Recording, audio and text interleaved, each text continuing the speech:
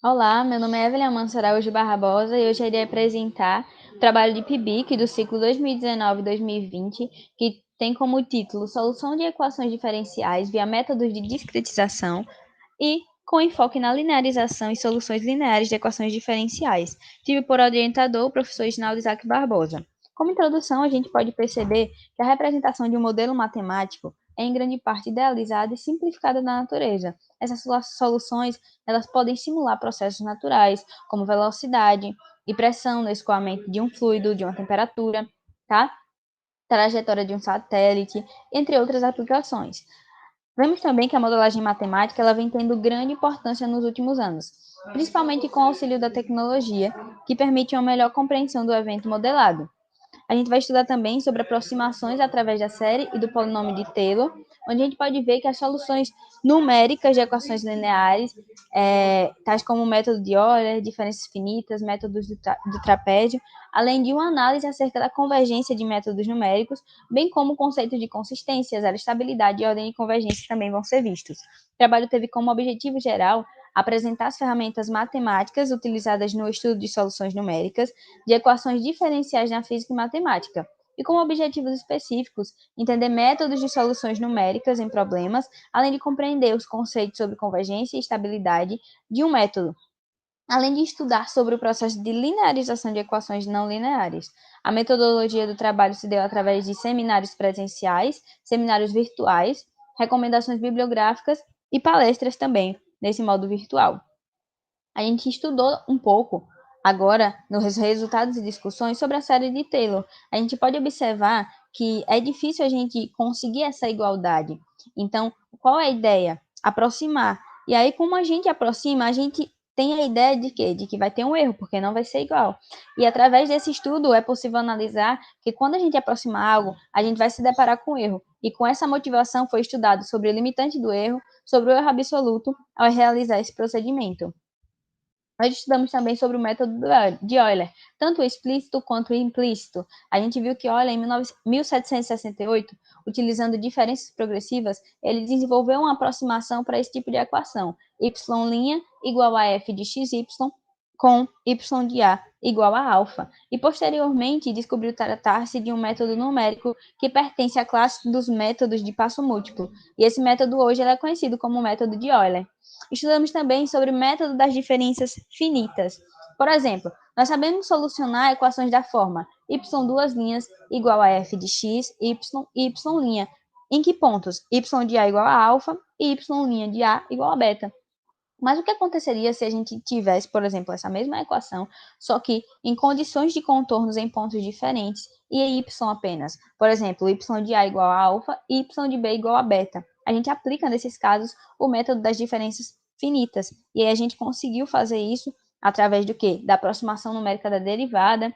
E a gente viu que era possível aplicar o método das diferenças finitas para solucionar problemas de valor de contorno, que é o PVC, no qual a gente trabalhou com a diferença finita central, certo? Sua segunda derivada e alguns sistemas para poder chegar em resultados finais. Quando a gente estudou o método de Euler, a gente viu que o método explícito ele iria errar pela falta e o método implícito ele iria errar pelo excesso. E aí seria natural considerar a combinação linear desses dois métodos. E com essa combinação linear, como por exemplo através da média aritmética, a gente conseguiu analisar o método dos trapézios. A gente, quando viu o método dos trapézios, a gente viu que ele era bem mais preciso do que os métodos anteriores, e a gente começou a falar um pouco sobre convergência. E a gente definiu a convergência como sendo o quê?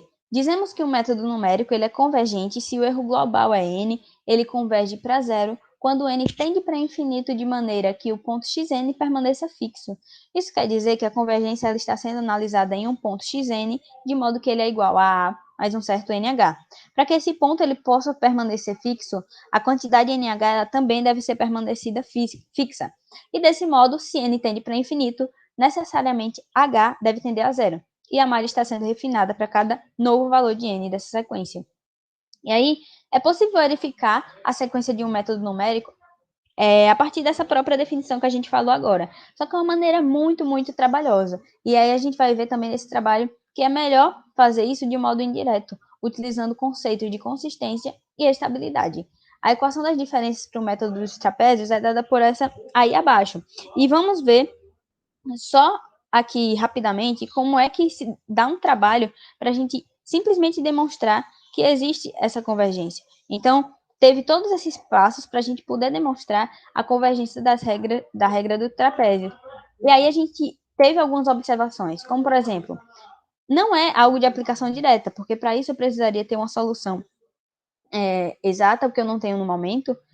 A gente pode perceber também que, empiricamente, eu estou querendo saber se a sequência que está ocorrendo é uma sequência de Cauchy, e o fato da sequência ser convergente não vai implicar que ela vai convergir para um limite que é a solução da equação diferencial.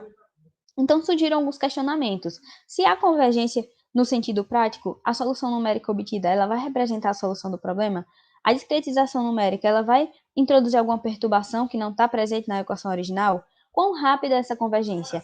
Essas perguntas elas estão associadas aos conceitos de consistência, zero estabilidade e ordem de convergência, tá? E aí, parece natural que a gente pense que a solução numérica se aproxime da solução teórica do problema, mas nem sempre isso acontece, tá? E aí, quando isso acontece, a gente tem uma propriedade chamada de consistência, que ela é imposta à equação de diferenças e vai amarrar ela à equação diferencial. Falando um pouco da ordem de consistência, a gente pode ver que o erro global ele é formado pela acumulação dos erros de truncamento local e cada passo, juntamente com os erros de arredondamento. A ordem de consistência de um método ela vai estar relacionada com a sua ordem de convergência, e essa ordem é um indicativo da velocidade com que se dá essa convergência. Falando um pouco de zero estabilidade, a gente vê que quando a gente aumenta a quantidade de informação utilizada, a gente também aumenta a probabilidade e a possibilidade de algo dar errado. E surge a necessidade de uma análise mais detalhada das propriedades das equações de diferenças, com o objetivo de deixar mais nítido onde e como esse algo ele pode dar errado, tá bom? Quando a gente lida com oscilações, a gente deve analisar se elas decrescem.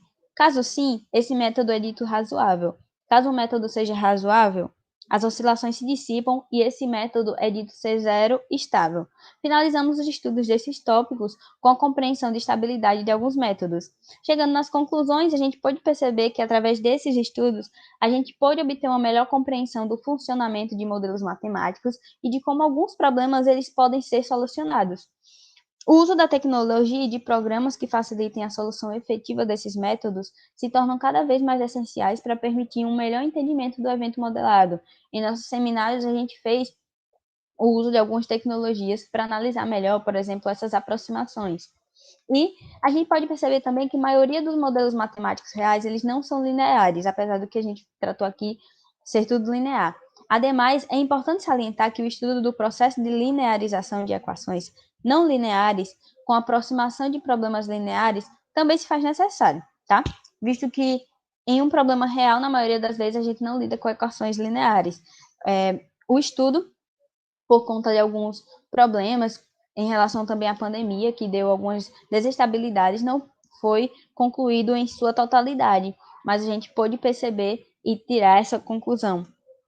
Aqui estão algumas referências. Eu agradeço a atenção de todos que puderam assistir até agora essa apresentação. Obrigada.